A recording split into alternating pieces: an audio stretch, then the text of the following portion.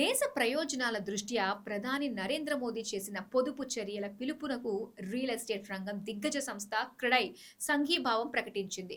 2026 ఆగస్టులో నెదర్లాండ్స్లోని ఆమ్స్టర్డామ్లో నిర్వహించాల్సిన తన ప్రతిష్టాత్మక వార్షిక సదస్సు నాట్కాన్ 2026 వేదికను భారతదేశానికి మారుస్తున్నట్లు ప్రకటించింది. పశ్చిమాసియాలో నెలకొన్న భౌగోళిక రాజకీయ ఉద్రిక్తల దృష్ట్యా విదేశీ పర్యటనలను వాయిదా వేసుకోవాలని, ఇంధనాన్ని ఆదా చేయాలని, విదేశీ మారక ద్రవ్యాన్ని పొదుపు చేస్తూ దేశీయ ఖర్చును ప్రోత్సహించాలని మే 10న హైదరాబాద్లో జరిగిన సభలో ప్రధాని మోదీ విజ్ఞప్తి చేశారు.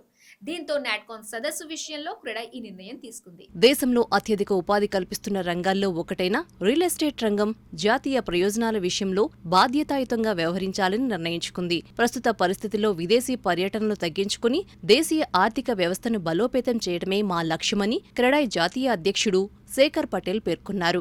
భారత్లో కొత్త వేదిక ఎక్కడనేది త్వరలోనే ప్రకటిస్తామని చెప్పారు.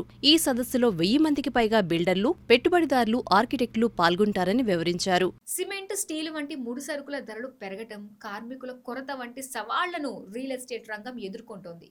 ఇటువంటి తరుణంలో అనవసర విదేశీ ఖర్చులను తగ్గించుకుని దేశీయంగా పెట్టుబడులు పెట్టడం అవసరమని క్రెడై అభిప్రాయపడింది.